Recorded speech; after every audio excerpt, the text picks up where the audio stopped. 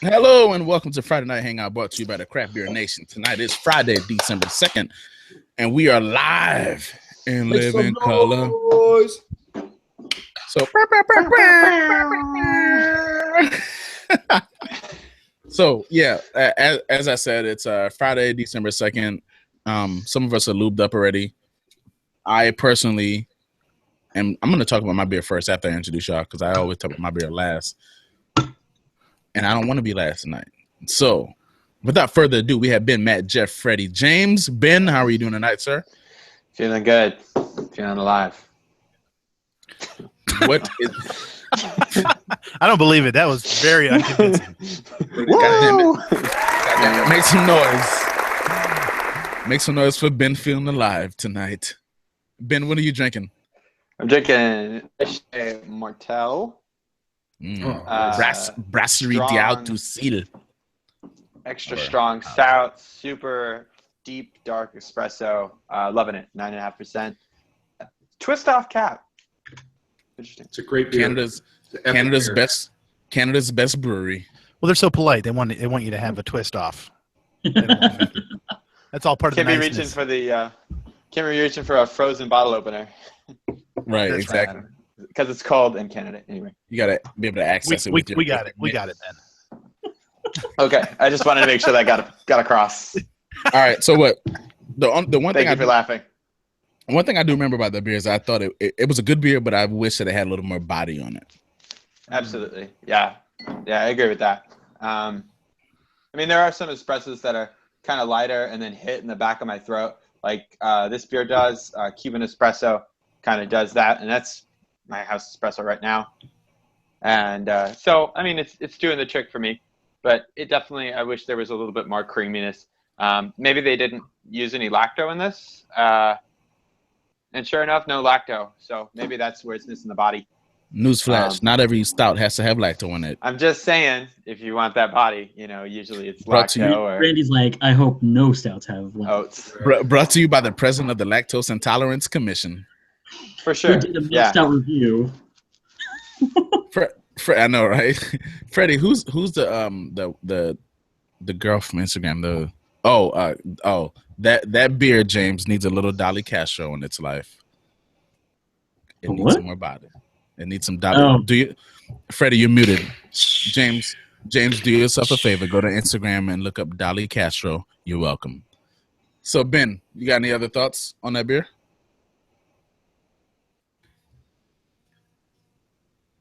I thought you were going to talk about your beer first, Randy. Yeah, I know. I realized that. I realized that after I asked Ben about his beer, but he's frozen at this point. So what I'll do is talk about. He's in Canada. Delicious Right? and yeah. Oh, sorry. Delicious and yeah. All right. Since Matt insisted that I talk about my beer, I'll tell you how I started the night. This is how I started the night with Other Half and Trillium Like Whoa. Graduated from that and went to Treehouse Julius. Nice. Then graduated from that and went to Treehouse Sap. This beer is delicious. This beer kills Julius, in my opinion. Anyway. Is it piney as hell, Randy? Hence the name? No, it's not. It's pineier than Julius, but it's not. It's not like as big of a juice bomb as most Northeast IPAs are. But it's a little tiny bit pineier, a little tiny bit danker, but it still has some juice-like qualities to it, in my opinion. So there's that. And right now, I am drinking a Dogfish Head Worldwide Stout 2016 edition. If you have this beer, I suggest that you hold on to it for at least a year. Hold on. She hot? Can you guys hear me? Yep. Yeah, we can hear you. Cool. So here's the thing. It's not hot up front. It's not hot through the middle of the palate. It's hot on the back. It's hot, Kevin. I get it now. It's hot going down, and then like you kind of get, like, for lack of a better expression, like alcohol fumes coming back up that singes the nostrils. But it's a very tasty beer, but it's just hot, and rightfully so, because I mean this beer is. I think this is that same line that they don't really know what the ABV is. They just tell you it's somewhere between 15 and 20. So it's usually between around 15 or 16, I think, isn't it? I think it's bigger than that, dude. I think it's just like Dogfish Head 120. They just say 15 to 20%. I think this one's the same way. Yeah. But it's definitely hot. It's definitely hot, but it's still a really good beer. The first time I had Worldwide Stout, I had it. It was about 3 years old. I made a Heaven and Hell with it, with a Worldwide Stout and 120. I mixed like 2 ounces of each. Had it. Preferred them both separately, but nonetheless, my first Worldwide Stout was 3 years old, and it was very good. Vastly different from Worldwide Stout, fresh. Tons of roasty malt characters. You would think that a beer this big would be like super sticky, but it's not. It's not sticky at all. Well, I've had beers that were lower ABV that have been stickier than this beer, had more residual sweetness than this beer. This beer, the finish isn't necessarily cloying. It's not dry. Damn, Ben, am I boring you? No. Oh Shit. no, I'm Ben not. was like this. Here he goes again. I'm getting ready to drink my beer, man. No. Continue. I'm listening. Trying to listen. He's like, move it on. Yeah. No. Continue. I'll just end with this. The finish on this beer is very. It's a very roasted malt forward finish. You definitely know that you're drinking a big stout when this beer finishes. Yeah. No, that's probably all jokes. What did I do? That's probably that's probably one of my like more liked beers from Dogfish Head. I think that 120 is like the thing, but I like Worldwide Stout. Dogfish is so aggressive what they put out, so it's kind of. But you know what? That's part of the reason why I respect them, though. Like they don't necessarily, you know what I'm saying? They go for it. Yeah, I'm not saying there's anything wrong with it. I'm just saying, like, that's one of like a consistent beer they have there. So when it's out, it's good. I've never had one that impressed me, but I'm impressed with them, like where they do things. Granted, West Coast, we don't really get a lot of Dogfish Head. I've never had Worldwide Stout, so I have no idea what it's like. But the things I've had, I've never actually liked per se. Like I'll drink it, but whatever. But I definitely respect them, and and what they do, what they try to experiment and push to the envelope. And in my opinion, their best beers are the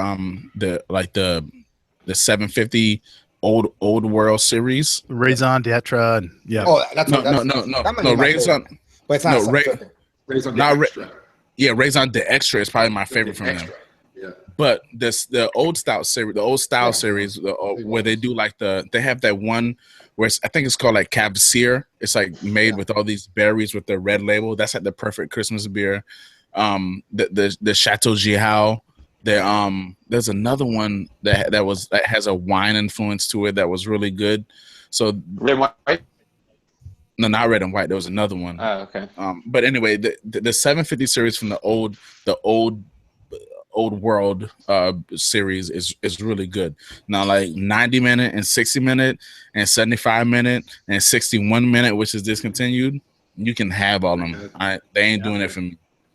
But James, I don't like boozy IPAs. So, what's it? Burton Baton. That one went in the sink. That one went in the sink. So I knew to not even try 120. What about what 120? It's not like an IPA though. It's like more a barley wine. Barley wine. It's a hoppy barley wine. That's what it is. But Raison d'Extra, oh my goodness, that's the best beer they ever put out in my opinion. That beer is amazing. And you got to same like the other ones. Though. James, you got to age it too, man. Like that beer's hot. Like that. Well, I guess you don't have to age it. James, I'll try to get you some Worldwide Stout, man. Yeah, whatever. If I can, I'll get you two, one for you to drink and then one for you to sell. Thanks, man. Wagons. Matt, was in dein Chalice? we had a little back of the fridge incident trying to find some trying to find some beer before we went on air. So I've got several glasses of open beer here, but the one I'm drinking that's palatable is KBS 2016, and this is one of my truly favorite beers. I don't really get excited about bourbon barrel beers. It's just not my jam. I don't drink bourbon, so why would I want a flavor of something in my beer that, just because it's big and rare and expensive? But this one has enough coffee in it to make it enjoyable for my palate. So this thing is just like you'd expect it to be. It is low carb motor oil. It spends a year in a cave in a barrel. And then they blend it back together. This guy is 12 and a half or something like that %. And you don't get that. There's a lot of big vanilla. The oak character really comes out. The bourbon is just on the finish for me, but it's like a big coffee stout with a little bit of those things that just finishes really. The bourbon is gentle on the finish to me. I know people say this one's hot and different years they're hot, but I don't get any of that. Like the Bourbon County stuff, it's hot to me. This is not hot. That there's so much coffee in it. So that's me. That's what I'm drinking. I'm enjoying it much better than the 3-year-old pale ale I tried before we went on air. So you should do a heaven and hell like Randy did. Mix that KBS with that. Mix a good beer with a bad beer. I think I'll pass on. Oh, I could cuvee those 2 bad beers though. And see what. Well, for founders, that would be mixing KBS with Devil Dancer. Yep. Oh yeah, they're big IPA. That would be interesting. I love Devil Dancer, by the way. So. Too sweet for me, man. KBS for me, KBS is better fresh than it is aged. Oh yeah. And Well, I've got a 4 or 5 year vertical sitting over there that maybe I'll get in the fridge one of these days, just because I want to be able. I love this beer so much fresh. I want to see how it's matured and changed over the years. When we interviewed Dave Engbers, Matt, I think that was probably almost 2 years ago now. Yeah, at least. He said KBS has already been aged for like 18 months. Yeah. He said when we bottle that beer, drink it. Yep. Yeah, and there's good reason for that, but there's also it's the experimentation of taking something that you really like and seeing what the age does to it. So because like I said, to me in this beer the bourbon is really muted, and I'm anxious to see how 2 or 3 years already muted if things change and that presents itself more. There's just so much oak. There's so much barrel character here with the vanilla notes and stuff that I get from that. And so I'm anxious to see how some of that stuff changes. My problem is that I've got like a 5-year vertical and I live just with my wife and my 2 young children. I'm not going to open 5 12-ounce beers all by myself. So I need to wait until I've got some friends around to drink it. I have that problem with Black Tuesday and what do you call it? The Wood Stout. Like I can't drink all those by myself at all. Yeah, Of course you can. James, it sounds to me like you need to make a West Coast swing. Testosterone investment.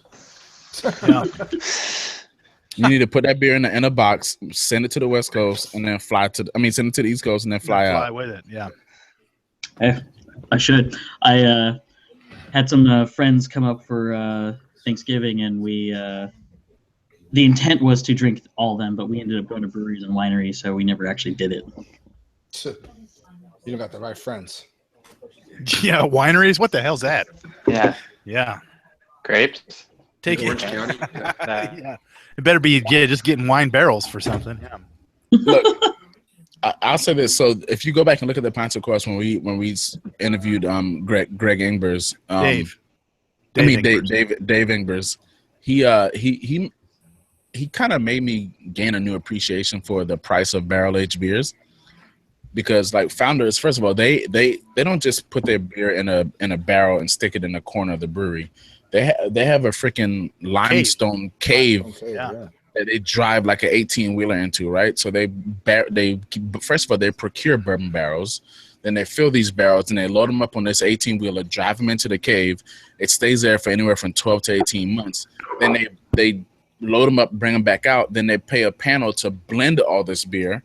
So they taste all the different barrels and blend the beer to come up with that year's vintage, and then they sell it to us. So the beer is priced the way it's priced with good reason, right? I mean, there's a lot of effort and time that went into that beer. So that kind of it didn't give me a new appreciation just for KBS, but for almost all barrel aged beers, with the exception of that Alltech or Kentucky bullshit, whatever it's called. No, but by Kentucky definition, bourbon. anytime you're putting something into a barrel, you're increasing the labor content of that beer, by eightfold, because they're independently sampling each barrel. They're doing blends. I mean, it's not like having it in a 7-barrel system, bright tank. I mean, that's a lot more labor, a lot more touches on the beer. Yeah, and space too. I mean, that costs. Yeah. Plus, I just plain love them. I mean, the story of being one missed payment away from foreclosure on the building they're in, and and all that kind of stuff, and then doubling down and saying, you know what, we're not going to make sellable, drinkable beer. We're going to make the beer we want. And I mean, last night Randy and I interviewed what was his name? Jeremy Cowan. Jeremy Cowan, yeah. And he tells us a story. You guys have to watch it. He tells us a story about not that many years ago, just maxing out his credit cards to make another rip at it. $50,000 of credit cards to make some beer and sell it. And and I'm thinking, those kind of people, they go out there and take these risks, and then they come back and they make big beer. And then you go to these little breweries. I've got one here locally. I won't name it, but all they make are these 4%. Everything's a 4%, no matter if it's a Scotch ale or a IPA or whatever, because they want to make low cost, highly drinkable beer. And I'm like, yeah, you can. I guess that's a business model. You can do that if you want to try and sell beer to a bunch of people. You want to be a bitch. Yeah, but these two guys went, you know what? Screw it. We're going to make beer for the 6 of us. Yeah, for us. Yep. Yeah, and there's going to be a market on the other side of this. We're going to create a market where there isn't one. So I'll buy whatever he sells for that reason alone. Matt, I have an uncle who is a business owner, and his mantra has always been no chance taken, no money making. Yeah. So if you don't take a chance, what I'm saying, you're never going to do it. And that's what the guys at Founders did. They took a chance. They were that's back to the wall right there. Yeah. Right. You are totally conscious of the fact that you could lose everything on this, and you say, you know what, we're going for it, and it worked. Yeah. That's dope. and I mean, and maybe the NBA side says Jeremy Cowan was like, I think he probably made a few mistakes in there. Maybe he shouldn't have rolled the dice the last time. He got really lucky because, I'm telling you, his story is crazy. Like, just failure, and give up. And then, screw it. I'm just going to run my credit cards all the way to the top and try it one more time. Yep. So if you haven't checked out last night's interview with Jeremy Cowan from Schmaltz, please do. It's probably one. I mean, it was the video quality isn't that well because he had to do it from his phone because he was remote and he didn't plan to be remote. But it's very good content. So I definitely would like to encourage, if you haven't seen it, go check it out for sure. Freddie, what's up? What you got, homie? What you drinking? I'm already on my second beer, but okay, I'm on my fifth. Well, my first beer was when we started. Like Will, which my first beer was the Trillium and Other Half Brewing collab. It was an 8% double IPA. Mm-hmm. 2 good ass breweries, one in Boston, of course. The other half is in Park Slope in Brooklyn, New York. That was an excellent beer. You really got kind of like both mixtures of what the breweries kind of like to do. Very flavorful, very like fruit forward, and then like you can tell like the other half, like at the back end, it became like it's like more like of a West Coast style. Like the finish was piney, was not as dry as usual, very like lingering bitterness. Really good collaboration. On my second beer, which I'm drinking now, is Microphone Brewing out of Chicago. This is Smells Like Bean Spirit Imperial. This beer is a beast. Yeah, man, it's a breakfast stout brewed with Vermont maple syrup and Sumatra coffee and vanilla beans. Sounds killer. Yeah, this beer is really, really. I mean, like it smells. When you say a lot, it smells like breakfast because you're getting that sweetness from the maple syrup. You're getting that coffee, that vanilla, that kind of like kind of like it's a big maple syrup sweetness in coffee, but I feel like the vanilla kind of like tones it down a little bit, so it's not so aggressive. You know what I mean? But it's like this is kind of one thing I like about that beer too is like it smells a lot richer and sweeter than it actually tastes. So when you drink it's not cloying at all, Freddie? Yeah, it's very not cloying. Big coffee, like again, Sumatran coffee, so it's like earthy yet it has like hints of like it's like hints of floral, like earthiness in there, but like that maple adds the sweetness. It has like that coffee again, the vanilla kind of like plays in there really good. It's a beautifully balanced beer, to be honest. It's awesome. Again, I'm a stickler for that, but it's the if I was to review this right now, the one thing it's not a very light body, but if this was thicker, a little bit more full body, this beer would be ridiculous. You know what I mean? Because I think sometimes people forget about that. That's a good question. Yeah, let me look on the label here. I'm totally curious, just because 10.75, almost okay. 11. When I went to the HopCon, the Woot Stout release, Bobak Fett, I forgot his name, but you know the Mohawk guy from NASA, or JPL. He and an internet girl, I can't remember her name, like an internet model. They did a variation of Woot Stout, and it was pretty much exactly the same. It was maple, vanilla bean, but they called it like pancake breakfast or whatever. Oh, and coffee. And it sounds very much like what you were saying. And I would be curious to see how they would like. I'm going to tell you right now, like, I've been a sucker for this kind of style of stout for the last, like, I can't tell you how many months. Like, I've been trying to grab all the stouts I can involved with this. I can tell you there's like, what's it called? I reviewed it. Check it out. It's a double stack. The joint, and also the joint from Answer. Yeah, Maypalm has a maple in it. No, that's Aslan. That's Aslan's beer, right? Oh, Answer. Yeah. My bad. I forgot what they have a few with maple syrup. It was somebody's pancake. Yeah, Breeze's on Breeze pancake. Yeah, on Breeze's pancake. There's Great Notion had double stack, which is again it's a coffee maple syrup kind of vanilla bean. A lot of like Toppling Goliath's Morning Delight. Good Morning from Treehouse. But Freddie, I don't know what it is with that beer that it just kind of like brings out like such richness and like good qualities, man. But if just they bump up the body to it, it's ridiculous. Freddie, do you have one more smells like bean spirit? Yes, smells like bean spirit. No, do you have one more? I might. I'm not sure. I could. I don't know if you know, but I'm gonna be in Boston in February, so I don't know if you know. We are coming up for Extreme Beer Fest, man. Jeff, you going too? I think so. I'm thinking about it, man, for sure. You got a ticket? My daughter's up there. Oh hell! Goodbye, beers. It's been a good run. Hell yeah! Salutations. Oh no, you didn't. Oh no, you didn't. That whole maple thing always blows my mind though, because from every time I've tried it, you're not gonna jump in this and not say what's up first and let us know. Yeah. Hey, Doug. Howdy ho. Doug Nolan, how the hell are you? Not too bad yourself. Okay, good. Brother. I was over here hiding by myself. Cool. In the garage again. No, I took down the shoddy wallpaper job behind me. Yeah, I was gonna mention that. I'm like, it looks like shit now. I really like the day laborers quit on me, so I figured I'd just take it all down. Yeah. Blow dryer. Yeah.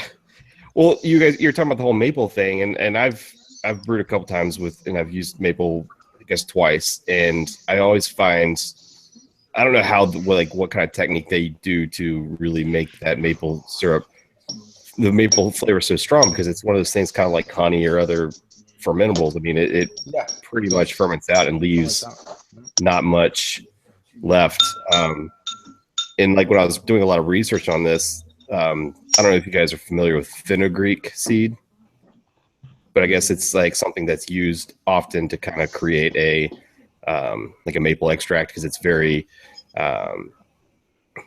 maple, flavored and the aroma. So I don't know if maybe guys like use something like that, or how they That's a good get question. that maple flavor in there. No, for sure. Is it pretty windy in your garage, Doug?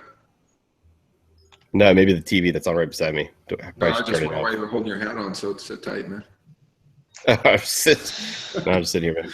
Okay. You're killing his swag, dude. No, I think it's big though. Like I've been on a kick. Like right now, I couldn't tell you honestly. Like I may seem. I always tell people like I may seem like the biggest hophead, but I think it's just because where I'm at located. But I'm like a sucker for the malty beers, like the barley wines and the stouts or whatever, the porters.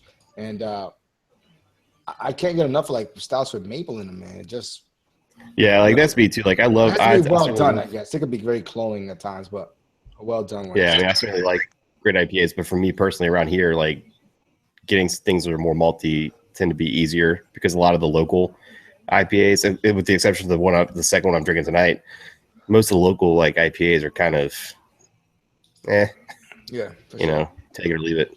There's not very many that are like, really something to like speak highly about. Well, in your neck of the woods, I'm surprised. Has Hardywood brewed anything with maple? Like a maple gingerbread probably be crazy. I think- Yeah, but that- I think Wait, does Hardywood do what? no, I'm just thinking maple. about Maple GBS. Maple I don't know. GBS would be ridiculous.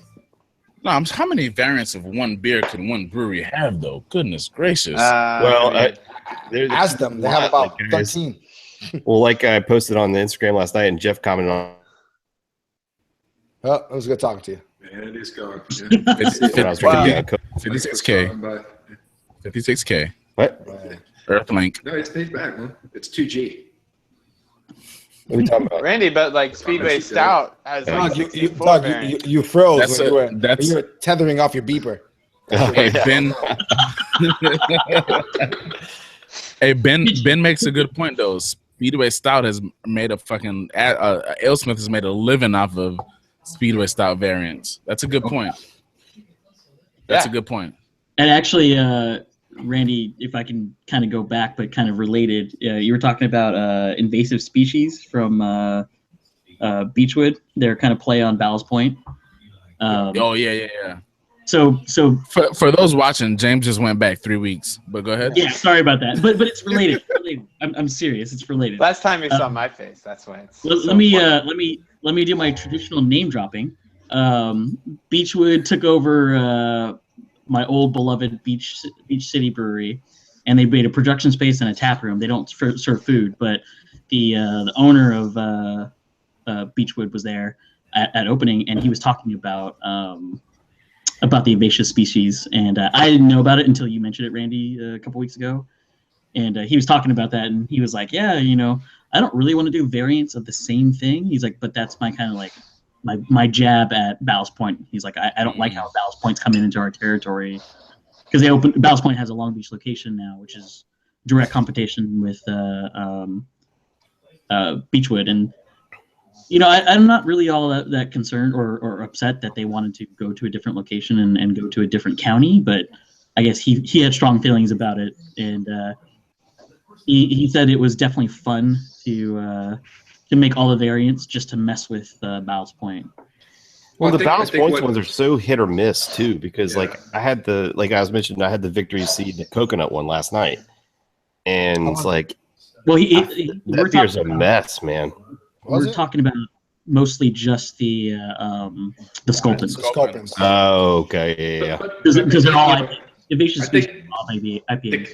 The key point though is if you're going to do variants, the variants got to be compatible with the base beer, and they can't like muddle with it. I mean, they can't be too powerful where it overpowers the base beer, and that's what. Or Doug and I were Jeff. talking about.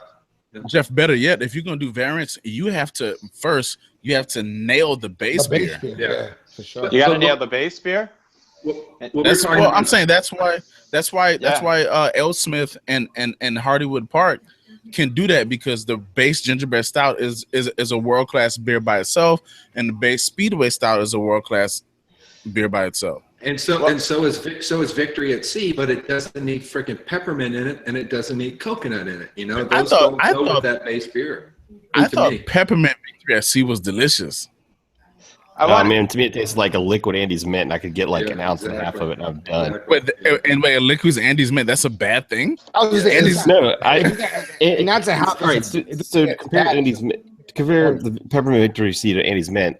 Like I'm saying, like I could eat like 1 or 2 Andes Mints. I'm not gonna eat a whole fucking bag. Like I'm not gonna drink the whole bottle of. I did 17 from Perennial was like more well done, kind of mint. I agree. Yeah, that beer is way better. Yeah.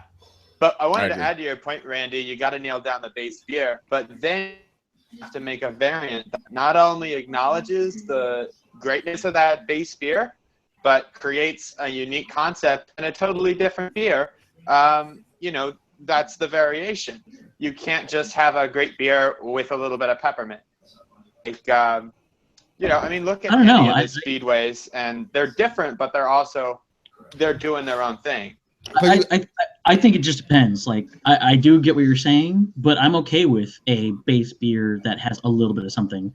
I think the brewery is Black Tuesday, and so it happens it's Tuesday. They have umpteen variations on tap at the brewery itself, and some of them have just a slight flavor of something else, and some of them but like transform it. And I'm okay with both, to be honest. As long as it's good in the end, it doesn't matter if it's you have to think like or a whole big transformation. They're gonna they have to compete with the market, what everyone else is doing, right? We have to be honest. Like if they look at the Northeast IPAs, you know what I mean? Like if everyone's doing these stouts or porters, imperial porters, and they're throwing all kind of adjuncts into it, and they're catching wind, and these breweries hear it. Unfortunately, whether or not you like it, it's gonna happen. I think eventually. Because they don't want to fall too far behind, first of all. Well, James, like, I think it's fine if you want to do little variations on stuff and have it at the brewery. Okay, great. People can try that there. But when you're doing a production or run of something, it's completely different. If you put out something that's a little bit different and somebody buys it and they're expecting I don't think it's just a matter of personal preference. So the brewery probably could do it, honestly, and it would sell like nothing because just the name only. It has no difference whether, how good it is per se. They can do it all. I was just going to say that right now because it's like if you brew everything else is like really, really good, people are going to expect the next beer, whatever adjunct is added to it, going to be as good or better. And plus, like people know, like not everyone's the same. Like you might think a beer is super cloying or too much peppermint. Like Randy's like, oh, well, the mint Victory SC is just like, sweet enough for me. I love it. Well, to finish my point, like aside from personal taste, who wrote that? I've heard from a brewery that's just from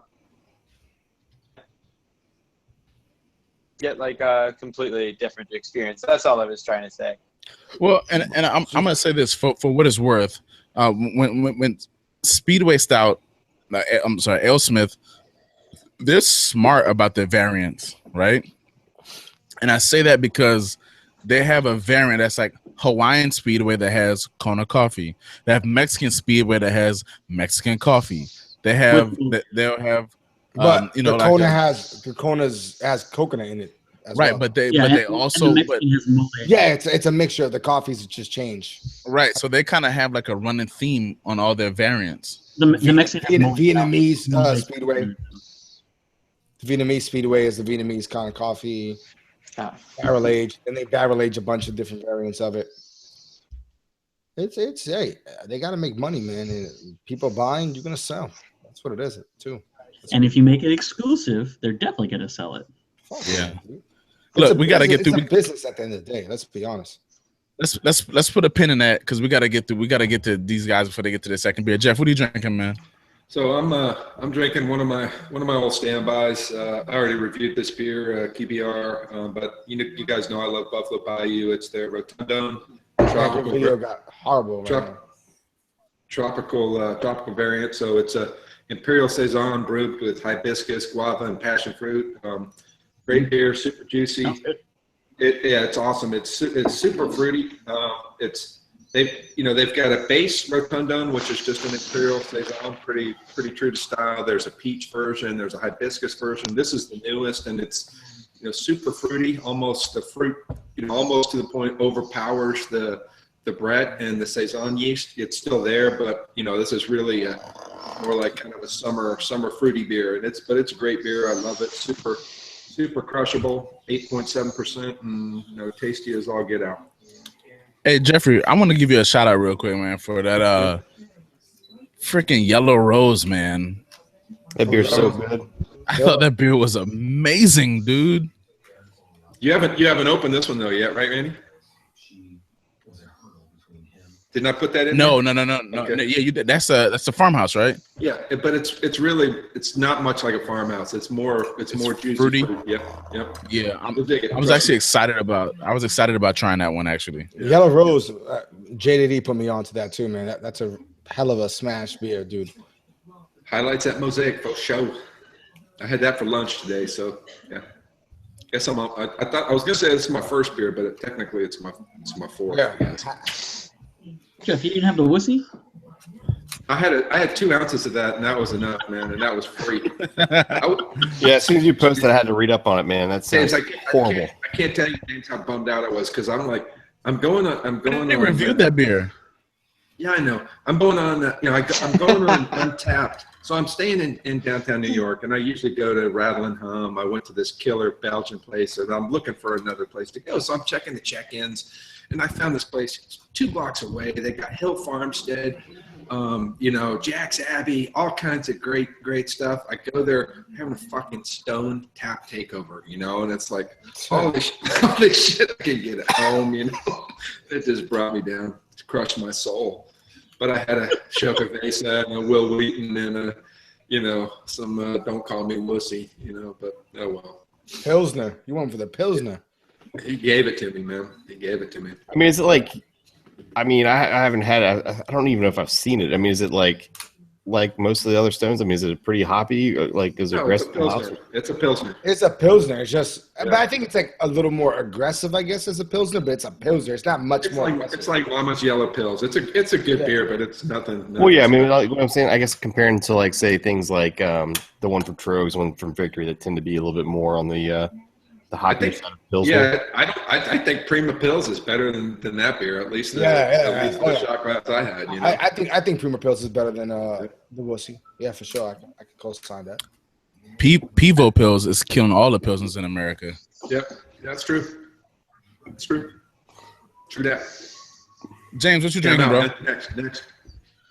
I am drinking When in Doubt from collaboration between Jay Wakefield and Angry Chair in Florida. So it is a oak-aged Berliner Weiss with cherries and orange. So if I do the Randy / Gill test of what's it's described, because it says it's an old-fashioned inspired sour ale. Yep. What's on the label? Like if I was blindfolded, I wouldn't immediately think old-fashioned. But when I have a little bit more of it and I think about it, it does have an old-fashioned taste, just low key on the bourbon. It's mostly that orange kind of slight sweet. Muddled fruit, right? But yeah, pretty much. I actually really like it. I mean, I love Berliner Weisses anyways, but it's a nice. It looks good. Oh, yeah, it's actually really drinkable. I mean, it's only 4.6. Yeah, 4.6 ABV. So it's an Imperial. It's easily drinkable. Yeah, exactly. But it's really good. I like it. I mean, I'm a little disappointed that they called it an old-fashioned inspired, because if that was the case, I probably want a little bit more bourbon kind of flavor to it. But I enjoy it quite a bit. Did you say it's oak aged, barrel aged? Mm-hmm. I don't think I've ever had an oak aged Berliner Weiss. A neutral oak, or is it like, does it have any kind of spirits, or is it just say oak? I guess I think it's just oak aged, like new oak aged. Like I've had a couple.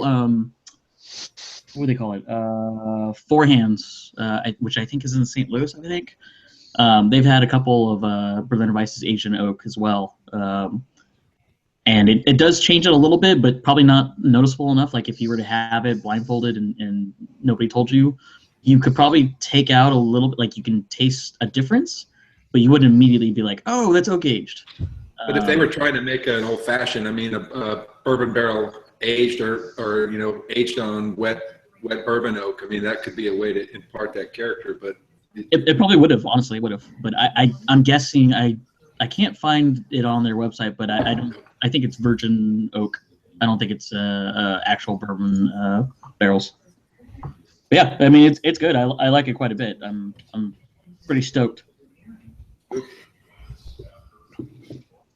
Next, Douglas Q. Nolan. Well, I've moved on to. I stopped on the way home to the one brewery here that really kind of knocks it out of the park. It's called Big Lick Brewing. Pause. Big Lick Brewing Company. This is their Peace, Love, and Hoppiness. It's a double IPA. I was trying to get specs on, but there's like their website is no good, and there's little information anywhere else. It is. Let's see here. I'm trying to find the alcohol in it. They on Untapped it has it at 9%, 100 IBUs. It's extremely juicy and fruity, but it's kind of, I guess, it's not the haziness that you guys get from those New England ones, but it's kind of got that flavor profile. It's very juicy, it's very sweet, but it's not. There's not much bitterness. I mean, you don't get it up front. Like up front, you mostly get like fruit juice, but then there's like a lingering bitterness in the back end. It's kind of your orange, your mango, your grapefruit. Maybe not grapefruit, maybe more like a tangerine fruitiness to it. But it's, I mean, for being 9%, like you would never know, and it's very easy drinking for what it is. But it's been a while. This is one of those places that I think they're only, I don't know if it's a 2 or 3 barrel system. So things like this, it pops up every, 3 or 4 months. So whenever they have it, I tend to try to grab a few growlers of it. Wait, Doug, I'm sorry. What is it again? I'm sorry, I missed that. It's called Big Lick Brewing Company's Peace, Love, and Hoppiness. Peace, Love, and Hoppiness. Where in Virginia are they? They're in Roanoke. Roanoke. They're actually. I asked that like I know my way around. I'm like, where is that? Yeah. Oh, okay. It's where I live. That's where they're gonna get the shoots in 20 years. Nah. Yes. Well, I know that much. Yeah, they're breaking ground in 2036, I think. Well, you guys were talking about Ballast Point, and James was talking about Ballast Point, and then the local, like I was drinking that earlier, the Mocha. How'd you like that? Mocha Marlin. Yeah, I wish it had a little bit more body to it, but it was, for being a 6% porter with coffee, it's not terrible. But yeah, they open here in, I guess, spring of next year. So but yeah, Marlin? It's black. I love that macro beer money. Is Black Marlin? Was that just a? Yeah, but, I mean, James, would you turn down $1 billion? Depends. If it's my passion, yeah, I would. Honestly, if it's my passion, I would sell my family for $1 billion. I'm not going to talk shit about it, but I mean, I definitely. If it's my passion, I don't give a fuck about money. My wife would be like, sell us for $1 billion, and we. Oh yeah, if I turn it down, my wife would like divorce on the street corner. The cool thing about this Big Lick place, though, is they're expanding. They're opening up a new place down the road from where they are now. They're going from a 2-3 barrel. They're opening a 15-barrel brewery in next summer. So you like them? You like them pretty good, Doug? They're certainly the best brewery here. That's about. I like Big Licks too. Big Licks. I'm sorry. You're right. So I know Marty in Ballast Point is doing the Scrooge McDuck and DuckTales right now. Diving into his money. He's loving life. All right, I'm talking my second beer real quick. I'm drinking a Dragon Saddle from Who Farted. Who Farted? Out of I never got that. Do you think that's why they call it that? It is. Seriously, I never even thought of that. 100%. That's what it is. It is. Yeah, it is. I never got that. I never got that until that's the first time I've ever heard that. From now on, put a little bit more on the H. A little bit more on the H. Thank you. Go ahead. This is these guys out of Marengo, Ohio, which is about 30 minutes outside of Columbus, north of Columbus. This is no doubt they can throw down. This is 11.5% triple IPA. It's like lemonade on my side. I don't know. So that doesn't look like a malty triple, Randy. I mean, that looks like a hop forward triple. Well, it's a Northeast IPA, so If you so did you have JFK to LAX, Monkish, and other half? So JFK to LAX was my probably The best. As far as IPAs goes, real talk, that might be the best IPA at all, single, double, triple that I've had all year. Oh wow. Okay. You disagree, Kevin? Big word. Yeah, I don't know about that, but it was the best triple IPA by far. What IPA have you had this year that was better? Randy, it can't come close to El Dorado with watermelon. Come on, man. Well, no, you know what? You know what? No, I'm gonna take that back. I take that back. Stupid beer. The best IPA, period, whether it be single, double, triple that I've had this year is Nothing Gold from Bissell Brothers. What about Green? Heard that shit. Interesting. You said I don't. Green was fire, but Green cannot fuck with Nothing Gold, bro. I had Nothing Gold. I'm trying to think. Better than Nothing Gold? Juicy from Ram. Juicy from Ram was official. Did you have Juicy? Did you have Juicy from Ram? Oh yeah, that's okay. So, all right. So here's the thing. I've had JFK to LAX this year. I've had Nothing Gold. I've had Juicy. I've had Double Dry Hop Neutrino. I've had Double Dry Hop Dunley Place. I've had Astro Zombie. I've had Orange Starfish. I've had Double Orange Starfish. Okay, go ahead. I mean, I've had some. Shit. You know what I'm saying? I'm no doubt. I've had some from an IPA perspective. This 2016 has been a bad year overall, but for me, for IPAs, 2016 it's been great. I've hit some. It's been great for IPAs, right? So let me not say JFK to LAX was a banger, but I will say if I'm gonna narrow this down to triples, JFK to LAX was better than this beer. However, that doesn't take away from this beer at all. This is still a very Kevin. I mean, this. Well, it's a collab too. Listen. Freddie, listen, okay? This beer is tremendous, okay? I like it. Around that, so we can't get to it. I like the glass too, by the way. Shout out to that glass. Shout out to Freddie for hooking a brother up with the Headroom double IPA glass from Trillium. Everybody needs headroom in their life. No doubt about it. I love this glass. Well, Trillium aside, this style of glass is probably my favorite beer drinking glass. So there's that. This beer right here is straight. It's a citrus bomb. I mean, well, let me take that back. The nose screams citrus. Look at that glassware. Oh. Citrus and pineapple on the nose for me for this beer. I mean, but it's not faint at all. It's like a rich citrus and pineapple.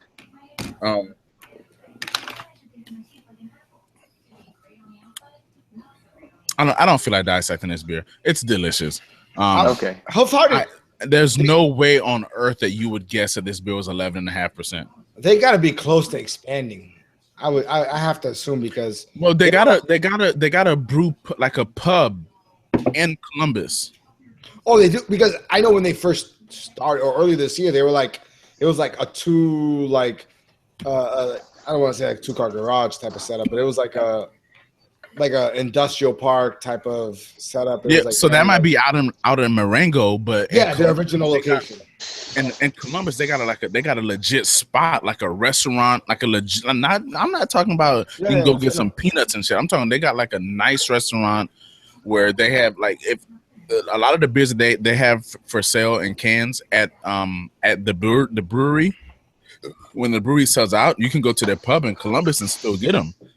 That's what I'm saying, because originally, like, from when I first heard of Havarti, they were like selling out like ridiculously fast, and it was just like everywhere else. It was like boom, boom, boom. Yeah. If you're not there early in the first hour, 2 hours, that's it. It's gone. Like you're not getting a can of anything. Yeah, they're legit. They're legit. I just still can't believe that as like the world's oldest teenager, I didn't figure that pun out until just like 5 minutes ago, man. I'm glad you admitted to that, bro. Bro, kudos to you for being the oldest teenager, bro. Yeah, you look good. Pause. I'm not like other teens, man. I'm 54. You like 50, 19. 54. Jeff, don't worry, you're not the only one that didn't get that until just. Yeah, I never got that, man. Yeah. Ben, well, if you ever go to their website, they kind of say that. It's, Okay. Anyway, Ben, like- what you drinking, bro? I know you're on Yeah. beer number 2 or 3. I'm on number 2. I've been smelling this thing more than I've been drinking it. I've been there before. Who farted? Smell it, number 2. I'm with Jeff here, drinking the Saisons. I've got to the power of 225. Oh, that's a great beer. My first numeric beer. Is that not square root of 225? Yeah, it's a square root of 225, okay. which equals 25. Yeah, or 15 actually. 15. Yeah. I was gonna say. So it's a That's- weird, that's it's a good. weird like, thing, and then a number. So I want to start off by saying this beer was not in a good place when I found it. Mold all over it. Mold under the cap. So this is not an It's a intended. rescue. Well, this is not like an intended description of the beer. This is just kind of my analysis of this one I got. Where Like the hell did super you buy it? That it was moldy. Yeah, where'd I- you buy that thing, man? It was You found kind on a of ship? a restaurant. It's just kind of one of those things. They give you the bottle to eat go. at this and- restaurant? Yeah, I mean, this restaurant's a great restaurant. They just didn't.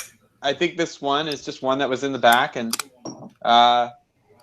anyway, I got it. I opened it. There's nothing wrong with that, dude. Like you go to Nah. Belgium, I'm sure they're kept in very. Well, Netflix Yeah, I did a mean- good job for me. I'm not gonna talk Sure. about it. BFM, their stuff's hard to find, so when you can find it, try and get it. So this is a super fruity IPA. Or no, happy. No, it's sorry. a Saison, bro. We've been talking about This thing it's infected if it's a super fruity IPA. Yeah, I knew it was Or- the Saison. We've been talking about this IPAs. barley wine is Thought it- awesome. Anyway, Go to your other beer advocate tab, Ben, before Okay. you. I'm on an iPad. Anyway, it's aged in San Bonchen oak barrels. It's super fruity, light. The effervescence isn't quite there for me, but I really like the flavors in this beer. It's delicious. You get usually that beer, you get a lot of like really woody balsamic vinegar. Are you getting that kind of acetic, in a good way, vinegar taste? I'm getting woodiness? I'm getting that acidic balsamic vinegar on like fermented Fuji apple. Yep. Taste. You don't have to like out hipster me with your description, but yeah, I just want to make sure you're Look, getting I it. either don't go order bar enough and you guys ask for more and like probe, or I go too far and I get this bullshit. You like Fuji apple? I get thought more it was- Gala I apple thought in that that was one. great. Okay, Gala. I thought that was Definitely great. Gala. No, it's hey.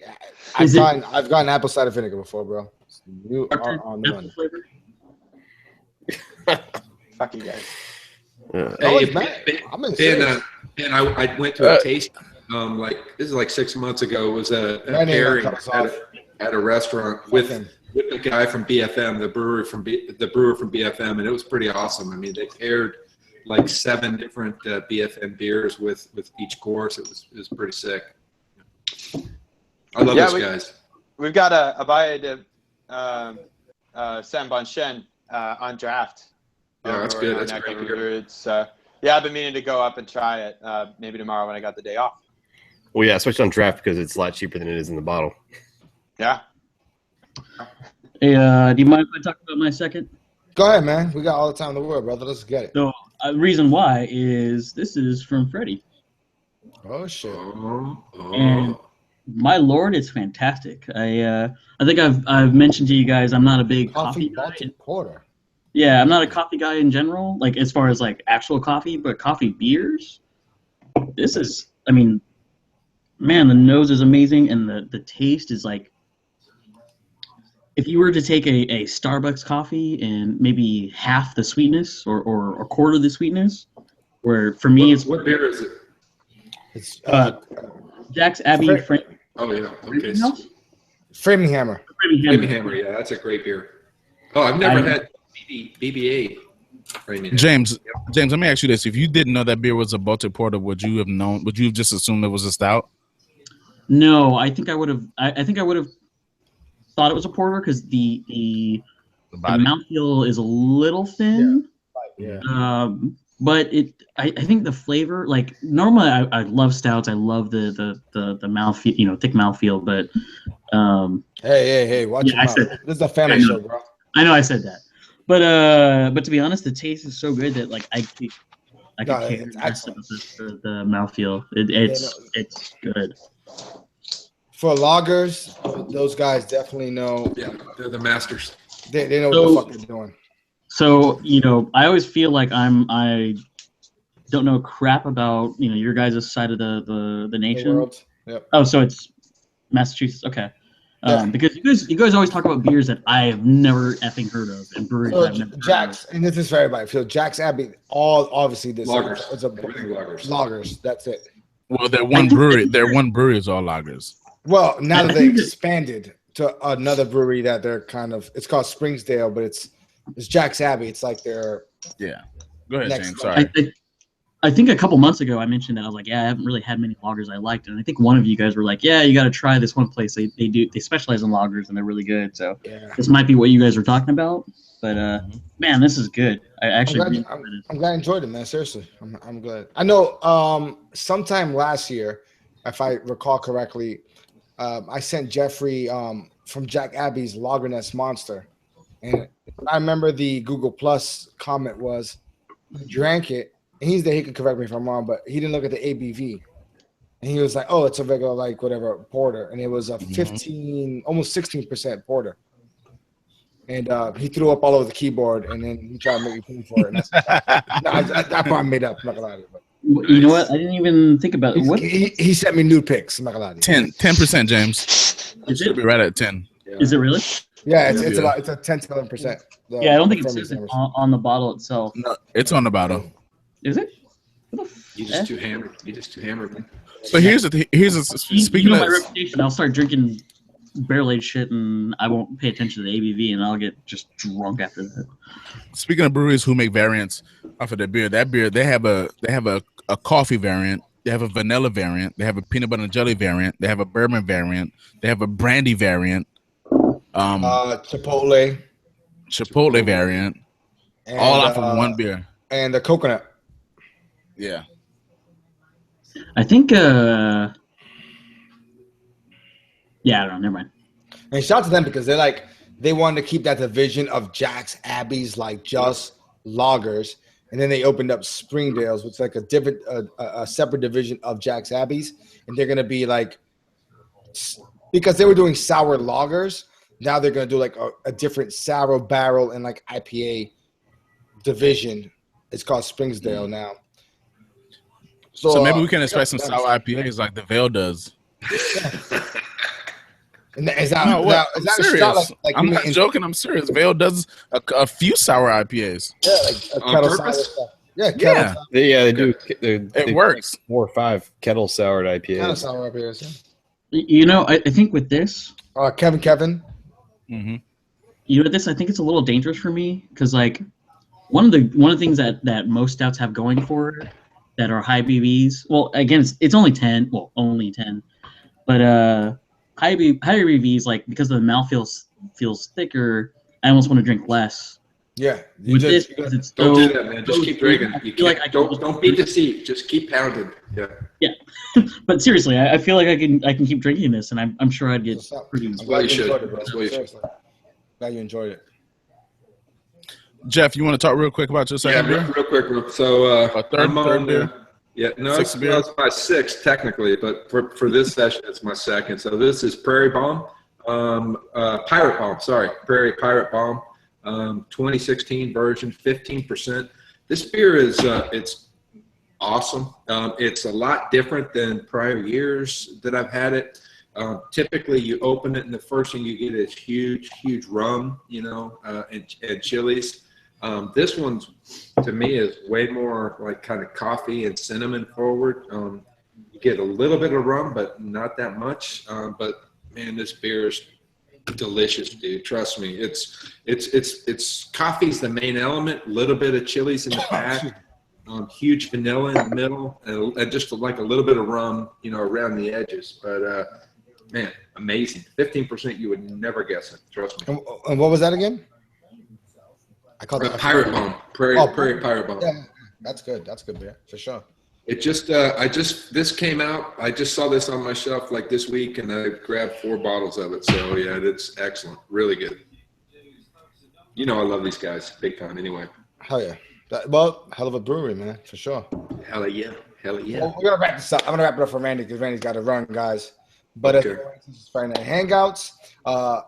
If you want to jump into the after party, be sure to hit us up on our Twitter account, and just shoot. I'm keeping tabs of it right now as we speak. So shoot us a quick private message. That's Craft B Nation on Twitter, or hit us up on Facebook, and let us know if you want to join the after party. Be sure to check us out for our podcast, all our reviews on YouTube, Friday Night Hangouts. Here we are. If you want to join ever. Just scream at us, and that's what it is, guys. As always, everyone be safe out there, man. Enjoy craft beer. Cheers. Life's too short for shitty beer. Cheers. Stay positive. Yep. Right on.